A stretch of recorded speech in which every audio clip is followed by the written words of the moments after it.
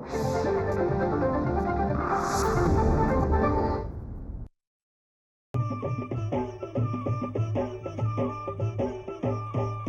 काळी आई धनधान्य देई, ही काळी आई धनधान्य देई. जोडते मनाची नाती आमची माती, आमची माणसं, आमची माती, आमची माणसं, आमची माती, आमची माणसं, आमची माती, आमची माणसं, आमची माती, आमची माणसं.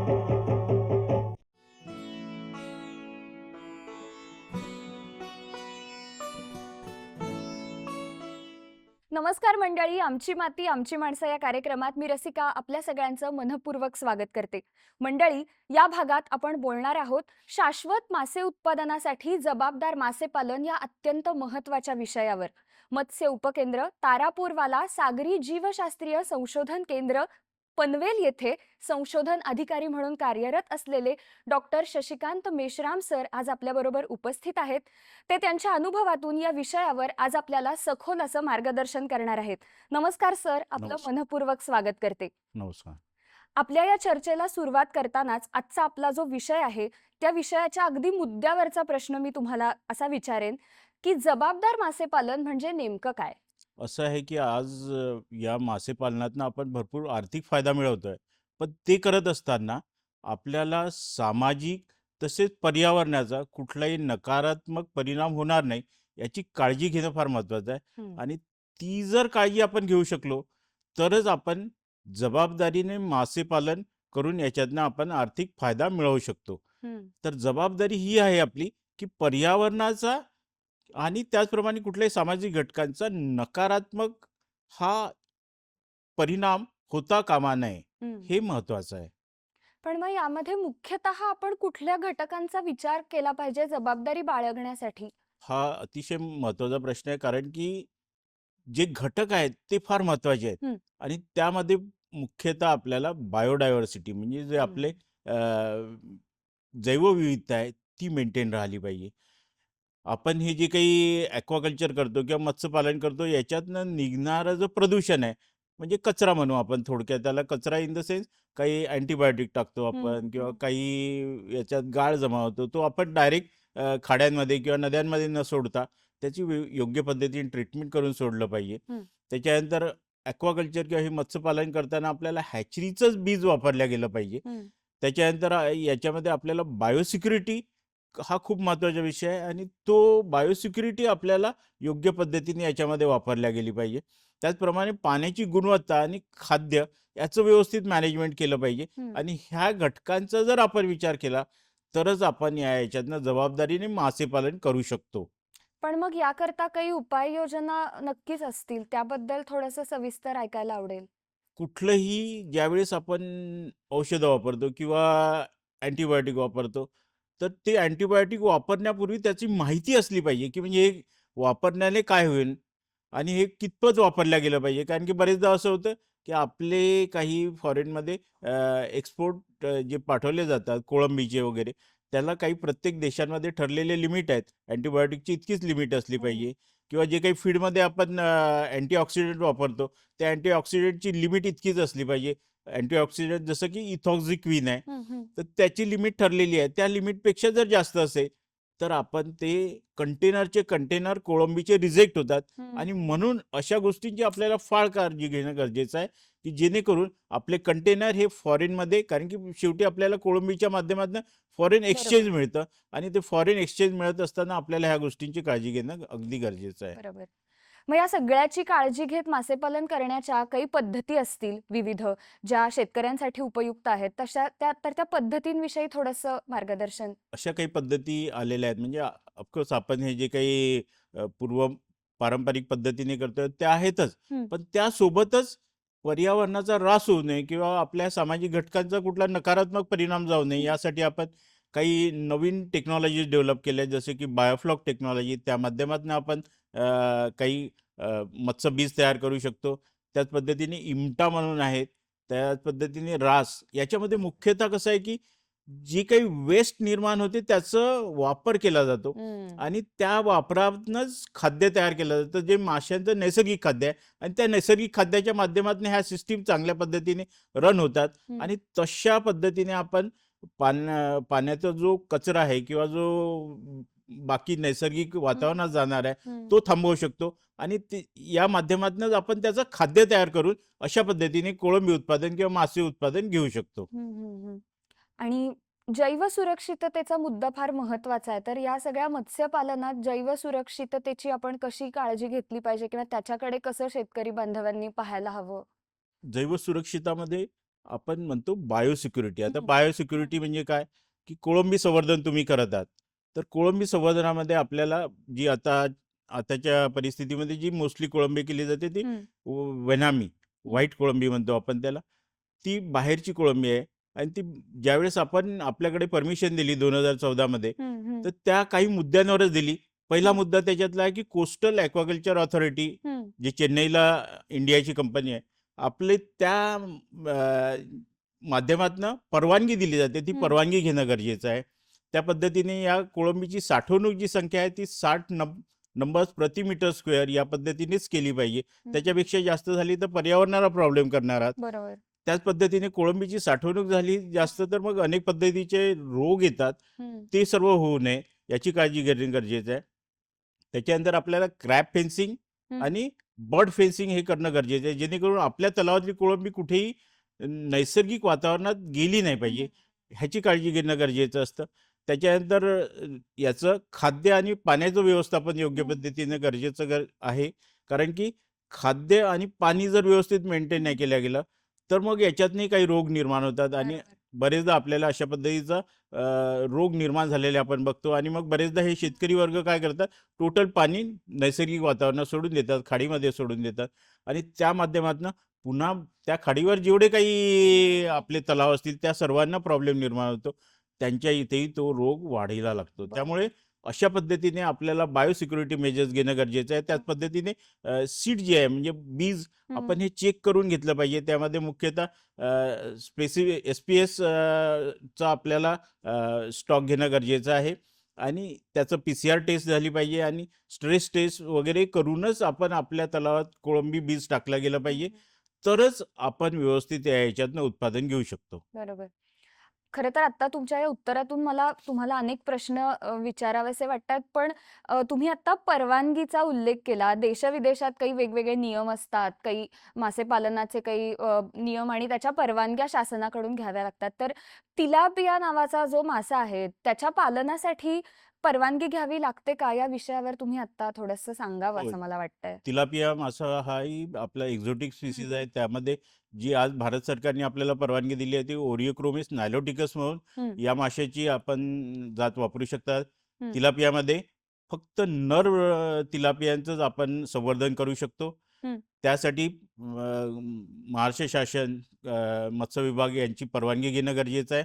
आणि ती परवानगी घेतल्यानंतरच आपण केज कल्चरमध्ये किंवा तुमच्या तलावामध्ये आपण याच्यात मत्स्य संवर्धन करू शकतो. त्याचप्रमाणे ज्यावेळेस पॉन्डमध्ये करायचं आहे तर ॲटलिस्ट 10 ग्रॅमचा मासा टाकायचा आहे.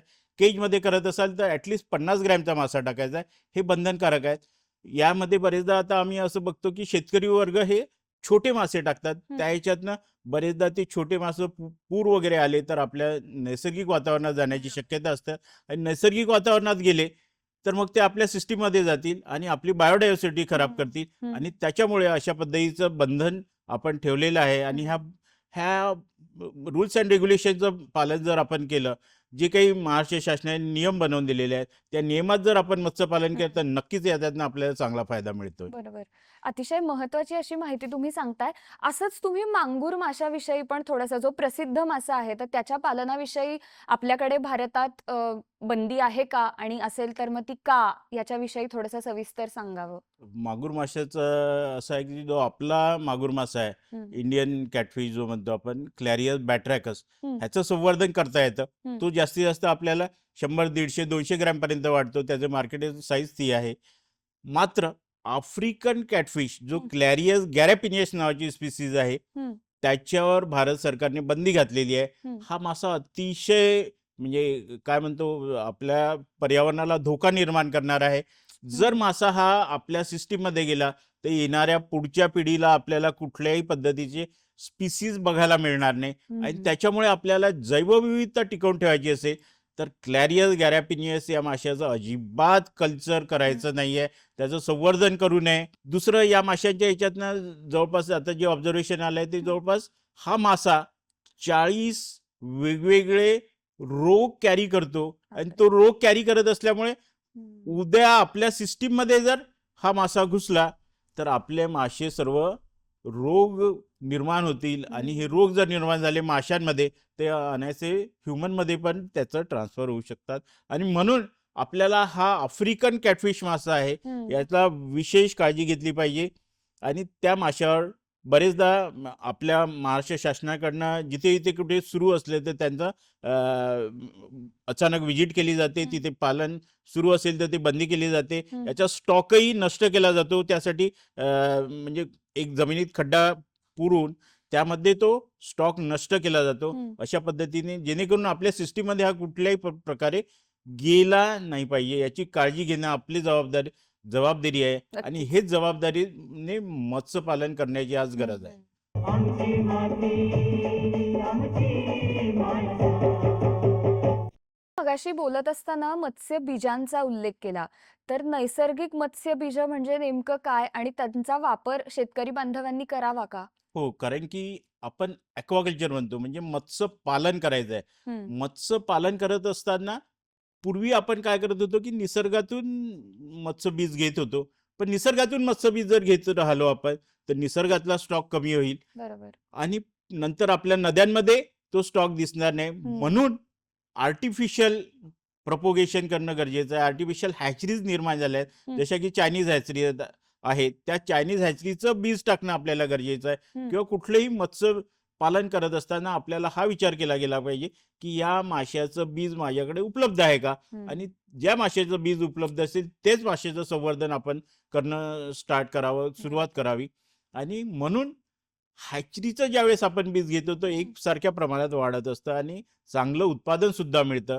कारण की त्याच्यामध्ये ब्रूस्टॉक आपण चांगला मेंटेन करतो आणि त्या ब्रूस्टॉकच्या माध्यमातून आपल्याला चांगलं उत्पादन मिळण्याची शक्यता असते. हं. या सगळ्याबरोबरच तुम्ही मत्स्यपालनात वापरल्या जाणाऱ्या औषधांवरती आत्ता थोडंसं सविस्तर सांगितलं तर शेतकरी बांधवांना त्याचा फायदा होईल. आता बरेचदा आपण बघतो की औषधांचा वापर आम्ही टाळायला सांगतो. हं. का? कारण की आपण प्रोफायलॅक्सिस मेजर घेण्यावर जास्त भर देतो. हं. कारण की हे पाण्यात मासे आहेत किंवा कोळंबी पाण्यात आहेत. इट इज व्हेरी डिफिकल्ट म्हणजे आपल्याला त्यांना औषध देणे फार म्हणजे बरोबर. अडचणीचं आहे आणि त्याच्यामुळे आपण प्रोफायलॅक्सिस मेजर जास्त सांगितले मी, जे म्हणजे काळजी घ्या आणि त्यातनंच जर काही निर्माण झालं औषध तर हं. आपण याला अँटिबायोटिक वापरायचे नाहीत. हं. तर आपल्याला त्यांना प्रोबायोटिक वापरायचे. हं. प्रोबायोटिक म्हणजे लाईव्ह बॅक्टेरिया असतात. जसे आपल्या माणसाच्या शरीरात लाईव्ह बॅक्टेरिया आहेत आणि ते जवळपास 2 किलो आहेत. त्या भरोश्यावर आपलं हे लाईफ सुरू असतं. त्याच पद्धतीने माशांचं लाईफ आहे. त्यामुळे प्रोबायोटिक टाका. वॉटर प्रोबायोटिक आहे, सॉइल हं. प्रोबायोटिक आहे, फीडच्या माध्यमातून प्रोबायोटिक आपण देऊ शकतो आणि त्या प्रोबायोटिकचा जेवढा आपण वापर करू, हं, हं. तेवढा आपण जबाबदारीने मासेपालन करू बरोबर. आणि अँटिबायोटिक त्या कोळंबीच्या ह्याच्या शरीरात जाणार नाही. हं. कारण की याचा जो अँटिबायोटिकचा अंश आहे, थोडा जरी अंश राहिला, तर आपल्या मनुष्य जातीलाही तो रेझिस्टन्स निर्माण करेल आणि अनेकदा असं जर रेझिस्टन्स निर्माण झाला, तर पुढे आपल्याला कुठलाही अँटिबायोटिक काम करणार नाही आणि म्हणून याच्यावर आपल्याला विशेषतः प्रोबायोटिक वापरूनच आपल्याला हे ॲक्वाकल्चर किंवा हे मत्स्यपालन करायचं आहे. बरोबर. आपण बघतो हल्ली म्हणजे आपल्या सार्वजनिक तलावांच्या वरती पण वनस्पती असतात. मग त्याची दुर्गंधी होते. पण मग मासेपालन करताना पण तिथे अशी परिस्थिती उद्भवते का? आणि जर अशा पानवनस्पती जर आल्या, तर मग मास्यांना त्याच्यापासून काय धोका होतो आणि यासाठी कुठली काळजी शेतकरी बांधवांनी घ्यावी असा माझा प्रश्न आहे. आता हेच या माध्यमातून असं लक्षात येतं आम्ही बरेचदा फील्डवर फिरतो हं. त्यावेळेस काही तलाव ही वनस्पतीने भरलेली आहेत. कुठे साल्वेनिया मोलेस्टा नावाचा वनस्पती डेव्हलप झाला आहे, कुठे वॉटर हायसिंथ हं. आहे.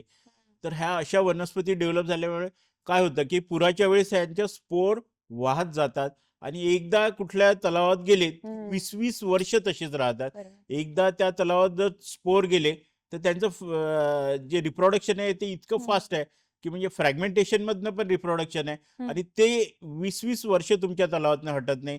तुम्ही कितीदाही काढा, त्याला काढण्याचा खर्चही खूप आहे. कुठलं केमिकल मारलं तरी तो पर्यावरणाचा ऱ्हास होतो आणि म्हणून अशा काही ज्या पानवनस्पती डेव्हलप होतात, त्यांना आपल्याला जैविक पद्धतीने त्यांचं नियंत्रण करणं गरजेचं आहे आणि त्या जैविक पद्धतीचा वापर करूनच आपण पर्यावरणाचा ऱ्हास थांबवू शकतो. त्यामुळे असं कुठलंही केमिकल वापरू नये की जेणेकरून आपल्या पर्यावरणाला धोका निर्माण होईल आणि कंटिन्यू त्यामध्ये कंट्रोल करून आपल्याला त्या ह्याच्यातनं जे काही प्रोडक्शन आहे, माशांचं प्रोडक्शन बंद होऊन जातं. कारण की ज्या तलावामध्ये आपण मासे करत होतो, तिथे नंतर तुम्हाला एकही मासा करता येत नाही. ही परिस्थिती निर्माण होते आणि म्हणून आपल्याला याचं नियंत्रण व्यवस्थित करणं गरजेचं आहे. त्याचप्रमाणे ही महत्त्वाची काळजी घेणं गरजेचं आहे, की ही जी वीड असतं, हे जे ॲक्वॅटिक वीड आहे, पानवनस्पती आहे, ती चुकूनही कुठल्या तलावामध्ये टाकायचं नाही. कुठल्याही स्टोअर वॉटरमध्ये टाकायचं नाही. आपण आज इकडच्या नॉर्थ कोकण विभागात जर आपण लक्ष दिलं तर बऱ्याच पनवेल किंवा वाशिम या परिसरात जे काही तलाव आहेत, त्या अशा पानवनस्पतींनी व्यापलेल्या आहेत आणि हे दिसायलाही खूप विचित्र दिसतं आणि माशांचाही बिझनेस याच्यातनं बंद होतो. त्यामुळे अतिशय आपल्याला काळजी घेणं गरजेचं आहे आणि जैविक पद्धतीने याची उपाययोजना करून नियंत्रण मिळवणं आवश्यक आहे. माशांना याचा कशा पद्धतीने धोका पोहोचू शकतो? काय त्यांच्यावरती याचा परिणाम होतो? पानवनस्पतीचा धोका असा असतो की म्हणजे पानवनस्पती वाढली हं. तर महत्वाचं म्हणजे तुमचं माशांचं प्रोडक्शन कमी होतं. अ, दिवसाच्या वेळेस पानवनस्पती ऑक्सिजन सोडतात, पण रात्रीच्या वेळेस मासेनाही ऑक्सिजन लागतं, पानवनस्पती पण ऑक्सिजन घेतात. बरोबर. अचानक रात्रीच्या वेळेस ऑक्सिजनचं प्रमाण कमी होतं आणि बरेचदा मासे मरू शकतात. हा महत्त्वाचा धोका आहे त्यात. त्याच पद्धतीने जेवढे पानवनस्पती डेव्हलप होतील त्याच्यामध्ये अनेक पद्धतीचे रोग येण्याची शक्यता असतात. त्याचप्रमाणे काही ॲक्वॅटिक इन्सेक्ट तिथे हार्बर करतात, म्हणजे ते तिथे राहतात आणि जे माशांची वाढ आपल्याला 6 महिन्यात, 8 महिन्यात अपेक्षित आहे. ती 2 वर्ष गेले तरी मासा 100 ग्रॅमचाच राहतो आणि त्याच्यामुळे ह्या गोष्टीची खूप पानवनस्पतींची आपल्याला काळजी घेणं गरजेचं आहे. आणि जैविक पद्धतीने यांचा नाश करायचा म्हणजे नेमकं काय करायचं? जैविक पद्धतीने नाश करत असताना आजच्या डेटमध्ये काही कीटक आलेले आहेत, काही मासे आलेले आहेत. त्यांचा आमच्या संशोधन केंद्रावर ऑलरेडी थोडा अभ्यास सुरू आहे. ते फेजमध्ये आम्ही आहोत आणि मला खात्री आहे की येत्या काही दिवसात आम्ही प्रॉपर त्याच्यावर सोल्युशन जैविक पद्धतीने कमी खर्चात सांगण्याचा आम्ही प्रयत्न करू. आमची माती आमची माणसं. तुम्ही आता ही सगळी जी माहिती दिली त्याचा नक्कीच शेतकरी बांधवांना फायदा होईल. पण याचं एक प्रॅक्टिकल प्रशिक्षण जर घ्यायचं असेल, कोणाला याचं ट्रेनिंग घ्यायचं असेल, तर ते कुठे मिळेल याविषयी काय तुम्ही मार्गदर्शन हा कराल? अतिशय महत्त्वाचा प्रश्न विचारला, कारण की बरेचदा काय होतं, शेतकऱ्यांना हेच माहिती नसतं की हे सर्व प्रोग्राम चालू आहे किंवा मासे करायचे आहेत, पण याचं सायंटिफिक किंवा शास्त्रीय दृष्ट्या कुठे याचं प्रशिक्षण घेतलं जाते. तर आमचं डॉक्टर बाळासाहेब सावंत कोकण कृषी विद्यापीठाच्या अंतर्गत मत्स्य उपकेंद्र, Taraporewala marine biological research station, Sainagar, Panvel येथे आहे. येथे आम्ही दर 4 दिवसाचे किंवा 5 दिवसाचे, 2 दिवसाचे असे ट्रेनिंग प्रोग्राम घेत असतो आणि ह्या ट्रेनिंगच्या माध्यमातून आम्ही लोकांना प्रशिक्षण देत असतो आणि ह्या प्रशिक्षणाच्या माध्यमातूनच लोकांनी पुढे जावं आणि मत्स्यपालन करावं असं मी या प्रसंगी सांगू इच्छितो, जेणेकरून आपण जबाबदारीने मत्स्यपालन करू शकू आणि आपल्याला कंटिन्यू याच्यामध्ये प्रोडक्शन काढता येऊ शकेल. तुम्ही आत्ता ज्या प्रशिक्षण केंद्राबद्दल, संशोधन केंद्राबद्दल सांगितलं त्याविषयी अजून थोडंसं ऐकायला आवडेल, कारण त्याचा शेतकरी बांधवांना नक्की फायदा होईल. आमचं हे संशोधन केंद्र अगदी मुंबईपासून जवळच आहे. पनवेल संशोधन केंद्र आहे. इथे गेले 25-30 वर्षापासून आम्ही कंटिन्यू याच्यामध्ये रिसर्च करत आहोत. आमच्या प्रक्षेत्रावर नर्सरी तलाव आहेत, ज्याच्यामध्ये भारतीय प्रमुख कार्प माशांचं संगोपन केलं जातंय. जिताडा मासा वाढवला जातो. हे सर्व करत असताना आज आम्ही मॉडर्न टेक्नॉलॉजीज आमच्या प्रक्षेत्रावर वापरणार आहोत. जसं की डेमॉन्स्ट्रेशनचे आमचे काही पॉइंट ठेवलेले आहेत. बायोफ्लॉक त्याच्यामध्ये आम्ही सुरू केलेलं आहे. जे बायोफ्लॉक मी मगाशी म्हटलं, की हे जे आहे बायोफ्लॉक ते हेटेरोटॉपिक बॅक्टेरियांची संख्या आपल्याला त्यात वाढवायची आहे आणि ह्या हेटेरोटॉपिक बॅक्टेरियांची संख्या वाढवली, की त्यात मासे आणि त्या पाण्याची काळजी ते बॅक्टेरिया घेतात. जसं माणसाच्या शरीरामध्ये घेतलं जातं, त्याचप्रमाणे या बायोफ्लॉक टेक्नॉलॉजीमध्ये आपण घेतो आणि त्याचं एक डेमॉन्स्ट्रेशन प्रॅक्टिकल आम्ही आमच्या केंद्रावर निर्माण केलेलं आहे. आणि जवळपास आता त्या बायोफ्लॉकचा जो टँक मी तयार केलेला आहे प्रक्षेत्रावर, त्याला बेस दिलेला आहे आम्ही सॉईलचा. हम्म. त्याच्यात 10 मासे टाकलेले आहेत आणि काही अमोनियम सल्फेटचं फर्टिलायझर टाकलेलं आहे आणि त्याला गूळ हे आपल्याला साधारण 200 ग्रॅम अशा हम्म. पद्धतीने आपण देतो. त्या ह्याच्यातनं मदर कल्चर तयार करतो हम्म. आणि ही मदर कल्चर आमच्या फील्डवर आम्ही तयार ठेवलेलं आहे. आज ते तयार करून मला 2 वर्ष होती जवळपास. ते 2 वर्ष ॲज इट इज आहे.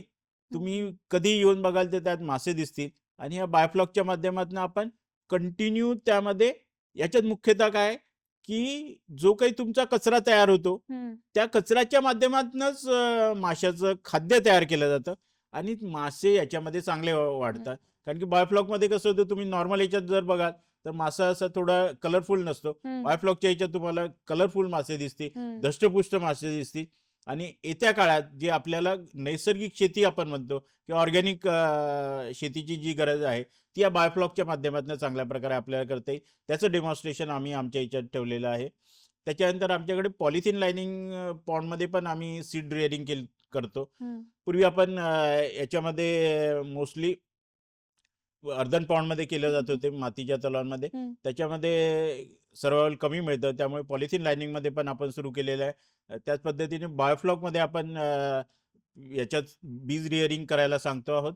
बायोफ्लॉकमध्ये जर बीज रिअरिंग केलं तर आपल्याला चांगल्या पद्धतीचं सर्वायवल मिळतं, ही महत्त्वाची बाब त्याच्यामध्ये आहे. हम्म. कारण की याच्यामध्ये आम्ही कंपॅरिझन केले, अर्धन पॉन्डमध्ये सर्वात कमी सर्वायवल मिळतं, पॉलिथिन लायनिंगमध्ये बऱ्यापैकी सर्वायवल मिळतं, हम्म. पण सर्वात जास्त सर्वायवल आपल्याला बायोफ्लॉकमध्ये मिळतं. हम्म. तर हे करत असताना आता पूर्वीची जी टेक्नॉलॉजी होती आपली ती जवळपास आपण जे काही मासे टाकत होतो त्यातले फक्त 30% मासे जगत होते. ते 30% मासे पॉलिथिन लायनिंगच्या पॉन्डमध्ये 50% पर्यंत जगतात. तर बायोफ्लॉकमध्ये 98% पर्यंत सर्वायवल मिळतं. आणि म्हणून बायोफ्लॉक टेक्नॉलॉजी ही सीड डिअरिंगसाठी आमच्या कोकण कृषी विद्यापीठाने रेकमेंड केलेली आहे. आणि अशा पद्धतीचा जास्तीत जास्त वापर करण्यास माझी शेतकरी बांधवांना विनंती आहे. या ह्याच्यात आपण डबल स्टॉकिंगनेही जाऊ शकतो. अशा पद्धतीचे डेमॉन्स्ट्रेशन युनिट आमच्याकडे आहेत. त्याच पद्धतीने आमच्याकडे एक आता जस्ट केज कल्चर, हम्म. आज आतापर्यंत आपण बघतोय की केज कल्चर हे सर्व रिझर्व्हरमध्ये केलं जातं. बरोबर. पण आमच्या इथे डेमॉन्स्ट्रेशन जे केलं गेलं ते Kaij culture earthen pond aquaculture earthen पॉन्डमध्ये, की जेणेकरून तुम्हाला तशा याच्यातही 2 टायर सिस्टीम निर्माण करता येतं. केजमध्ये वेगळा मासा, पॉन्डमध्ये वेगळा मासा, आणि या अशा माध्यमातून तुम्हाला केज कल्चरही करता येतं. हम्म. दुसरा महत्त्वाचा फायदा आम्हाला या केजच्या माध्यमातून असं जाणवला तो म्हणजे यावेळेस बऱ्याच ठिकाणी अवेळी पूर येत होता हम्म. आणि त्या पुरात बरेचसे मासे वाहून जातात. हम्म. तर हे केज असेल, हे फ्लोटिंग केज असेल तर आमच्या इथले मासे वाहून गेले नाही. हम्म. कारण की ते फ्लोटिंग केज असल्यामुळे तो जसजसं पाणी भरत होतं तसतसं सर्व केज वरती येत होता, पण आमचे मासे सुरक्षित सुरक्षित राहिले. राहिले. त्यामुळे ही एक महत्त्वाची बाब आम्ही यावेळेस नोंदवली. आणि म्हणून आज आपण जे बघतोय की नैसर्गिक वातावरण बदलतं आहे किंवा आपलं टेम्परेचर वाढतं आहे, पण अशा वेळी आपल्याला सुरक्षित मत्स्यपालन करण्याची गरज आहे. हम्म. जे आमच्या इथे आता हे जे काही आम्ही मॉडेल तयार केलेले आहेत, केज ॲक्वाकल्चर, सुरक्षित मत्स्यपालन, बायोफ्लॉक, हे इंडोर हाऊस, म्हणजे तिथे वातावरणात काही बदल झाले तरी आमच्या बायोफ्लॉक टँकमध्ये काहीही बदल होणार नाही. तुमचे पाऊस पडला किंवा वीज पडली किंवा थंडी पडली, कुठे गारपीट झाली त्याच्यामुळे केळी खराब होतात किंवा अंगूर गळून पडतात, पण इथे मात्र इंडोर सिस्टीम आहे, सर्व आपल्या हातात कंट्रोल कंडिशन असणार आहे. आणि म्हणून अशा या बायोफ्लॉक किंवा इम्टा या नैसर्गिक वातावरणात असलेल्या सिस्टीमला जास्तीत जास्त प्रोत्साहन देण्याची आज गरज निर्माण झालेली आहे. या प्रसंगी आपण जे काही शेतकऱ्यांना मुख्यतः यातनं मार्गदर्शन करायला बघतोय की जबाबदारीने नवीन ह्या टेक्नॉलॉजीचा वापर करून तुम्ही कंटिन्यू त्यातनं प्रोडक्शन मिळवू शकता. अशाच पद्धतीने आपण आपल्या मुलाखतीच्या शेवटाकडे येतोय, तर तुम्ही शेतकरी बांधवांना शाश्वत मासे उत्पादनासाठी एक काय संदेश द्याल? मला यातनं हेच संदेश द्यावंसं वाटतंय की म्हणजे तुम्ही मत्स्यपालन करत असताना योग्य पद्धतीने करा, ट्रेनिंग घ्या, म्हणजे तुमचं प्रशिक्षण पूर्ण असेल तर शास्त्रीय माहिती तुमच्यापर्यंत जाईल आणि त्या शास्त्रीय माहितीचा वापर करून तुम्ही मत्स्यपालन करा, हम्म. तर तुम्हाला नक्कीच निसर्गाचाही ऱ्हास होणार नाही, सामाजिक घटकांनाही त्रास होणार नाही आणि आपलं मत्स्य उत्पादन कंटिन्यू वाढत राहील. याची आपण दखल घ्यावी आणि जबाबदारीने मत्स्यपालन करावे, एवढंच मी या प्रसंगी सांगू इच्छितो. अतिशय अभ्यासपूर्ण असं मार्गदर्शन सरांनी केलं. निसर्ग विज्ञान आणि शेतकरी बांधवांच्या उपजीविकेला जोडणारा आजचा विषय होता. अतिशय छान माहिती आपण दिली. नक्कीच शेतकरी बांधवांना याचा फायदा होईल अशी खात्री वाटते आणि आपल्या पुढील वाटचालीसाठी आपल्याला खूप खूप शुभेच्छा देते. धन्यवाद.